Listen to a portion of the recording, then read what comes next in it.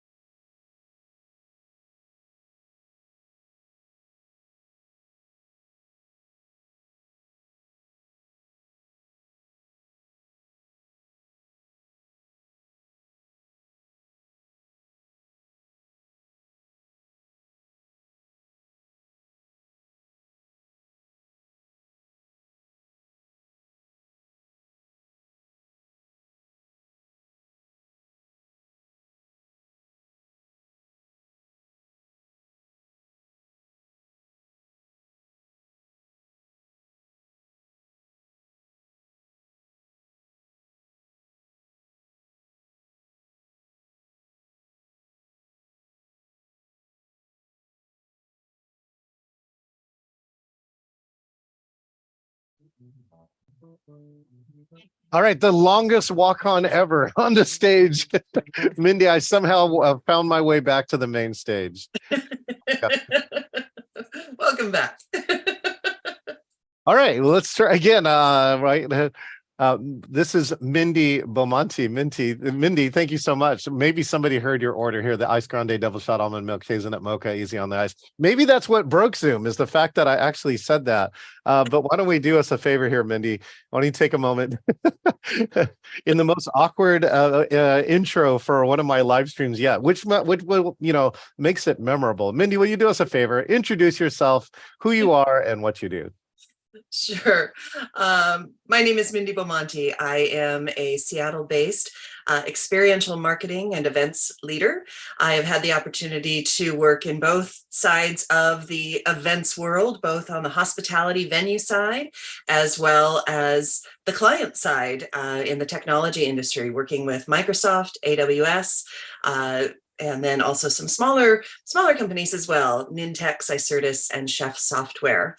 And so have had that opportunity to really learn and grow literally from the reception desk at CRG Events many a year ago, and worked my way up through that hospitality industry, learning, and I really call that my sponge time, when I got to learn through observation, through volunteering and going on site, as well as working with some amazing professionals that I still remain connected with to this day, and appreciate all of the learnings that they gave to me as I grew, and then became the events leader that I am today. So I have a passion for creating memorable events that achieve the KPIs and all the success metrics and everything else that we do, but really focus on that human-centric, that engaging, developing relationships. And I put that all right on that CEO that I worked with, John Oppenheimer.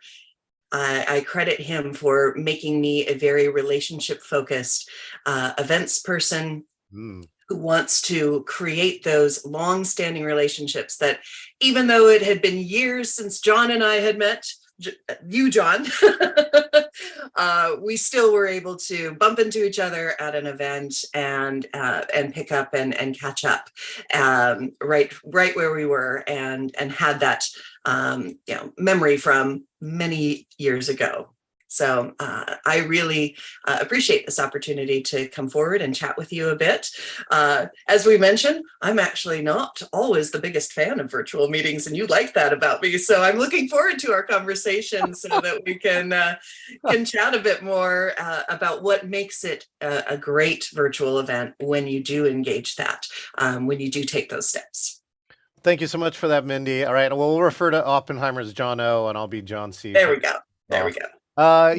In this piece, I really want to hear, like, if, there are a lot of meeting professionals who listen to this and they're in the new side, right? And you really went from receptionist to in charge. I would love to hear, if you could go back and talk to yourself in those receptionist days, what would you tell yourself, or what would you tell a new incoming meeting professional?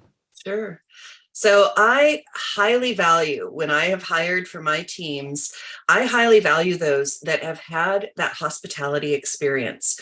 And that could include you were a server while you were going through college or high school. It can include that you have truly worked through the hotel and convention centers and all of that. But I really appreciate when you have both sides of the coin, when you understand what it takes to produce an event on both sides. And so to those who are new in the industry or thinking about coming into the industry, while I certainly value education and do not say, don't go there, it is something that I would really strongly recommend, is find ways that you are being able to touch all of the different aspects of the hospitality and events industry, because that empathy will serve you incredibly well in all of your future iterations. The fact that I produced a number of events on a venue side and had to come up with creative solutions on the fly to respond to what a customer or client or guest was asking for in that moment. And some of that was also, I was blessed enough to be with a company that literally handed you the book, Raving Fans, on your first day and asked you to read that. It's a very easy read, still highly recommend it, so that you had that read within the first week and knew that you were empowered to create Raving Fans and continue to step forward in that. So that's something that all the way back to that EA day, those EA days, the receptionist days, I still refer back to that and think about it. And so that's what I would encourage the young folks to do, is to definitely be stepping in and be thinking about how do you create amazing stories and experiences.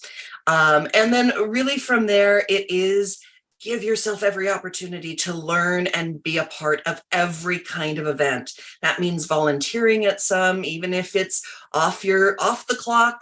I was going and helping out at every event that CRG was producing that was in the Seattle area. I was 8 to 5. I was at that front desk and helping out in the ways that I was being paid for. And then on my off time, I was usually schlepping boxes and running for coffee and just, as I mentioned earlier, being a sponge, not disturbing the events folks when they're in the midst of doing things, but noting questions to ask and come back later and ask them, why did they do this? How did they do this? Where were they thinking? What, all of those kinds of questions. And that's the other thing that I would most highly recommend. Yeah, that event spudge is such a event sense is what I try and tell people like event sense are two things. Number one is, especially as a new person, who not to disturb, because there's so much happening in an event that if you ask a question at a wrong time, that in the wrong context, right, you really become more of an annoyance as opposed to an ad of being of service. So, that's something. And then the other thing of event sense I tell people is like, event sense will tell you when something's wrong, even if you don't know what it is. Yeah. When you walk into a venue or something like that, and you're like, something's wrong. Or you're Yes. looking through all your supplies, right? Something's missing. You don't know what it is yet, but your event sense is kind of like that piece there. I want to give a shout out to Tay. Tay from Portland is tuning in on LinkedIn with this. Now, Raving Fans, let me make sure. Is this Raving Fans by Ken Blanchard? Like this Yes. one right here? That's it. That is the book. I have to give you a little insider part here. I recently saw Ken because Ken came on to a celebration of life for my good friend Bob Pike. And Bob Pike and Ken Blanchard worked on a company together. So Ken logged into his piece from his, he's like at a cabin right now, and gave the opening prayer for this celebration of life. So Ken Blanchard is still, like, for those who don't know, 1 Minute Manager, Raving Fans, right? Read stuff that was really accessible to people, right? Short, but had an impact. And I think having that impact is such a key part. Yeah. I want to ask about this. Well, what's the biggest on the fly thing you think you've ever done? Oh, goodness. Right? The biggest on the fly. Here, I'll give you some stall time, right? Yes, please do. One of my on the flies as a virtual person, right? I'm a virtual MC, is that we had the conference was in Atlanta, right? And I was the virtual MC here in Seattle, and we lost audio from Atlanta for 32 minutes, Mindy. Ooh, oh no, oh no. In the keynote. So the first thing I did was, of course, come on as the virtual MC saying, hey, we lost audio from Atlanta. Let me check in with them. I'll get right back to you. So I have a direct line to the tech team. And this was their response, Mindy. It's going to be a while. That's not the response a planner wants to hear. Not the virtual MC who's now in charge of the room. So I did something, right? And the biggest on the fly is that I've done something called PowerPoint karaoke. Mindy, have you ever heard of PowerPoint karaoke? I have not. I am a karaoke girl, but I have not done PowerPoint karaoke. Oh, well, Mindy, you need to come join me in Lake Stevens at the Pines, where I host karaoke almost every Saturday. So well, that's not very far away from me. I'll be there. I'll be there. Definitely. That's a shout out for the Pines. I'll be there in 3 weeks, but they'll have another karaoke host this weekend. Okay. So anyways, going back to that, PowerPoint karaoke is the ability to present a slide deck without ever seeing it before, sight unseen. So I started presenting this slide deck for the next 32 minutes, not knowing any idea what's going to be on the next slide. Ooh.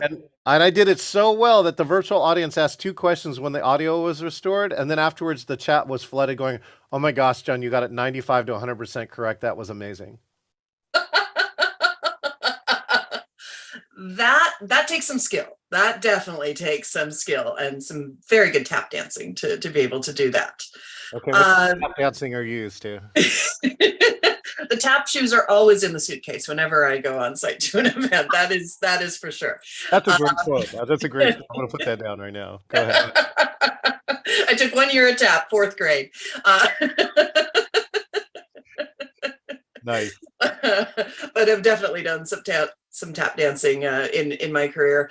I know that I've had others, but one of the ones that I can think of, and especially since we're talking about virtual events, was in 2020 when I was with Chef Software. We had like so many, we were doing all of those pivots that everybody was having to do, including moving a planned in-person conference to a virtual event. And Chef was a company that was known for their amazing Chef Conf events, that they were highly anticipated. They had a very robust and engaged community of users that really loved to come together here in Seattle each year.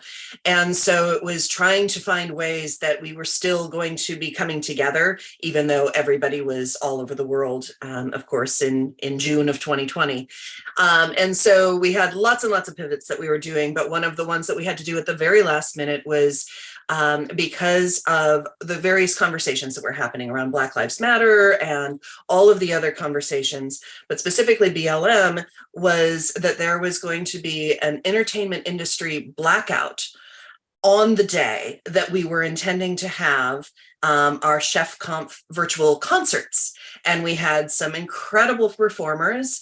We had Reggie Watts, all lined up. We had Mark Broussard, one of my personal favorites, and he's from that New Orleans area that you're heading off to. And then Seattle's own deep sea diver.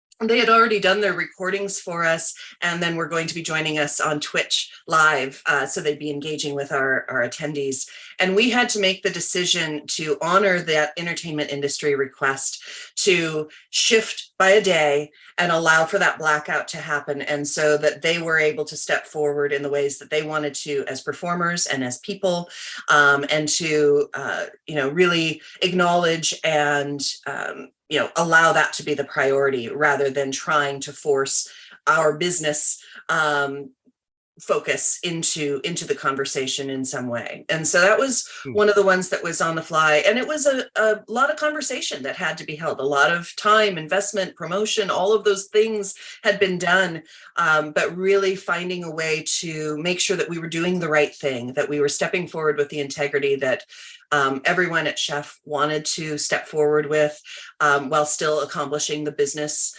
motivations that we needed to address, and allow for our entertainers to also step forward in the ways that they wanted to be authentic. And so that's one that comes to mind most readily, as we had to pivot with lots of social media and emails and various ways to let folks know, hey, it's going to be same time, same place, different day, to bring that forward.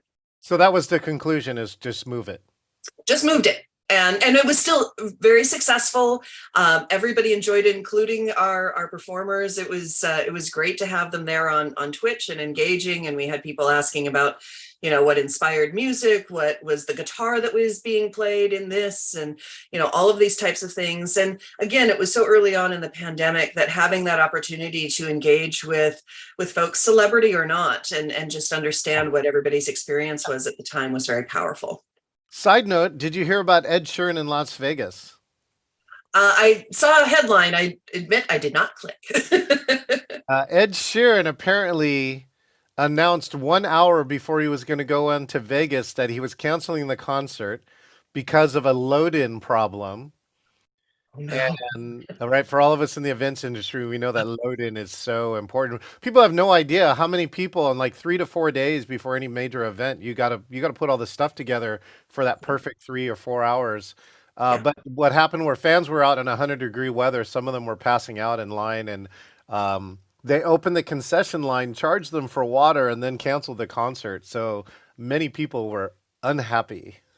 Unhappy. That's right after Ed Sheeran just broke records. He broke Taylor Swift's record here in Quest Field. That's true. Yeah. I remember. I saw that headline. I remember that. Yeah, that's the thing. I have certainly had those conversations many times to help people understand. There's a perception of events being very glamorous, and sometimes there's TV shows that make it look really good. And quite frankly, if I see an event planner cruising along in Jimmy Choo's and a champagne glass in their hand, they're not really an event planner. They're a host, but they're not. They're not the event planner. The event planner is running around in Reeboks and is looking forward to their, shot of bourbon at the end of the event. Very highly anticipated at that particular point, but they're not cruising around in high heels usually. Mindy, I clocked 33,000 steps at a past event, and all of it was on concrete. And holy cow, That will Yeah. take a toll on, especially as you get older here. That's work for the maybe for the more able, that's for It sure. it really is the amount of steps, the fact that conferences, conventions, trade shows, those are construction zones, just this side of hard hat, and they are hard hat zones for Hard. a good part of the build, Yeah. which is a week, 2 weeks prior. We open up those doors and it looks great and the lights are up and everything is fantastic, but we are scrambling and running around and there's forklifts moving everything and you're trying to dodge out of the way of all of those types of things until moments before those doors open to our guests. So it's Yep. pretty amazing to see. Even more amazing is the way and how fast it all comes down. To be on a show floor an hour after it's closed is incredible. How quickly everything goes back to the raw space that it is, because they've got another one loading in, especially in places like Vegas, New Orleans. They're coming in again right behind you, so you don't have the time or luxury of time when you're dealing with that. But yes, those concrete floors, personally, I always try to put into my budgets that double triple padding and carpeting and things, and try to save my booth folks, including mine, because I'm standing there too, backs and feet. But at the end of any conference, you just want to chop off your feet. It doesn't matter. Well, that's one of the great things about virtual is that you don't have to set up all this stuff for the most part, and whatever you set up is whatever you set up in your house, and you get to eat your own food, and you get to sleep in your own bed. Those are some wonderful things. I'm curious for you, right, Mindy? Okay, so let's hear some storied opinions from you. What has to happen for you for a virtual meeting or a virtual conference to be engaging? So this is you on the attendee side. I'm a tough one. I am an extrovert. I always joke that if you look up extrovert, you're going to see my picture right next to that description. From the day I was born, have been an extrovert. And so I am a very, very tough virtual attendee to get engaged, simply because I love and get energized by being with people, which made the pandemic years really tough. And so I still lean very heavily towards how can we find that in-person engagement. But I value the virtual component in a hybrid kind of fashion, because I know not everyone is like me. I also know that there are budget constraints, travel issues, concerns, all of those types of things that come into play. And only by offering it via virtual opportunity can you truly have that reach and stretch. And so I am a big proponent of making it hybrid and making sure that there are those abilities. To engage me in a virtual event, it's got to have this kind of engaging interaction. There Right. has to be, because I'm generally one that is going to be looking up at my camera. I look down a little bit, but not very much. I try to be making eye contact with those that I am talking to whenever I am on camera. And so if I am expected to be on camera, whatever's going on down here is just kind of a distraction in some ways, because I am trying to still connect with the person who's on the other side. Yeah. If I am not having to be on camera, then some of those visual fun things are great. I don't want death by PowerPoint ever, virtual or not.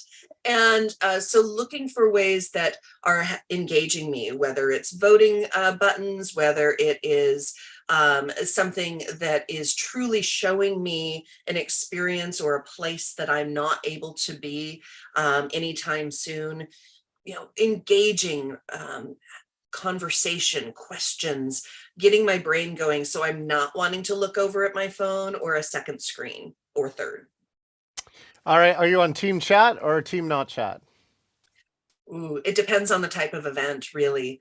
I like the chat option when it is something that you are wanting to have questions, but you're going to have presentation first, so that you are being able to get that immediate response, but plan and think about your answer a little bit. So I do like the chat for that. I'm not always so fond of the back and forth, especially if the chat is only visible to those who are on the main stage. then it just kind of becomes, okay, they're not as engaged because they're looking off here or there. So once again, I'm the hybrid. Hybrid chat. Well, here, I'll give you a little help out this. How about this? How about we go to Hawaii? Ooh, I have a vacation planned in February, so. Oh, all the people in Hawaii. Shout out to all the people in Hawaii. We just did a fundraiser, Mindy. I don't know if you saw my social media, but we did a luau fundraiser, clocking over 25K to the Maui Food Bank in Maui Strong. Congratulations. I did see that we have a mutual friend in Teresa Savadago as well. And she Aw. also mentioned that in her social media too. So I heard about it from a couple of different sources. Yeah, So she's the one. congratulations. Thank you. She's the one who introduced us together, and so I came in and was able to help out. We were able to take that. Actually, that was a really. This is so Mindy's really espousing the value of hybrid. Not everyone, right? About 100 people could come to see it live, and it was great live. Mhm. Again, we had a live ukulele and a live Hawaiian stand-up comedian. Oh, And what we were able to do with it, though, Mindy, you talk about KPIs, right? You're a metrics girl. You love the sure. numbers. We were Mhm. able to more than double. I think by the time we were done, we doubled or tripled the audience, which allowed, right, to at least to do, I think, a double in terms of the fundraising that came about at the end by producing this digitally. Many people actually bought tickets for the dinner and said, "We're just not going to show. I'm just buying the ticket to donate." Oh, And wow. then, and when they discovered there was a virtual option, a bunch of them clicked the button and joined up with us. And so we've had, a couple, we had more than 100 views easily of that program from all the different channels. And, you can add them all up. It was on all the usual suspects: Facebook, LinkedIn, Twitter, which now known as X, and YouTube. And all those places all kind of pick up slightly different audience. And again, those are, I tell people all the time, key aspects of your hybrid strategy is live streaming. Live streaming is actually easier than Zoom because you can discover the stream and start watching it even for a few minutes, right? On Yeah. your phone, while you're traveling, while you're mobile, whatever, things like that. So speaking of which, so thank you for the examples of, especially your unique examples of what really engaging for you. Again, I'd love for you to come to my conference. We have the Engaging Virtual Meetings Conference that is October 23rd through 25th, and I would love to hear Mindy's take on it, saying, right, is this engaging for me? What I'd love to hear, Mindy, is the next piece. What do you think is the future of virtual and hybrid in the meetings industry? Because right, we're maybe on the end of the post-pandemic, here. Ideally, if something else doesn't restart here, which it could at any moment, people have talked about that. Uh, and I think you've seen that meetings industry now has seen the value and the possibilities of virtual. So, what is Mindy's view on virtual and hybrid in the future? Sure. So I believe that, because I can look back and go in 2011, we were trying to do a virtual product launch when I was with a team at Microsoft. And, it was successful, but had had a crash and all sorts of really not fun things to experience as an events person, especially fairly new into the virtual. So the virtual has been coming for a long time. And so I think that the pandemic just expedited the move really into having the virtual and most especially the hybrid option. I think that a lot of people missed at various levels, missed having the interaction and engagement, but there are going to be more specific about choosing what events they're going to participate in virtually and which ones they're going to go to in person. Right. I think that we will see some constriction in the events industry overall in trade shows and conferences. There will Yeah. be choices made to either reduce the event completely or take it down to every other year, various ways that it's going to happen. But they're incredibly expensive to produce as a host, as well as to participate in as a sponsor, and for some of them even just as an attendee, to a few $1,000s to walk onto the floor. And I think that there is a little bit greater ability with that hybrid or virtual option to see, truly how much time did that person spend, what programs did they participate in or at least listen to with half an ear. All you can tell is that somebody logged in. And so there are some metrics that managers and others who are facilitating the funding for people to be participating in programs can look to. And so I think that that's going to continue and probably increase. Travel is certainly an expense that is hard to quantify sometimes unless you have a direct sales deal. And let's be honest, when you're in the enterprise space, one trip isn't necessarily going to be what seals the deal. It will be maybe that final step, or it might be the intro. It's going to take a number of touches. It's never just that one.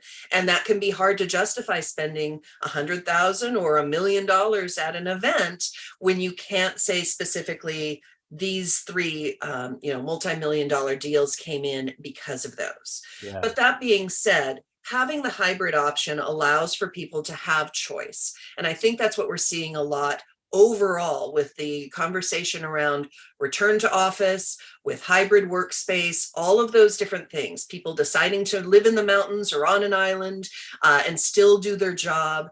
It comes back to that choice and that desire for choice. That generationally, I think as the younger generation is coming in, having that ability is more and more part of the conversation.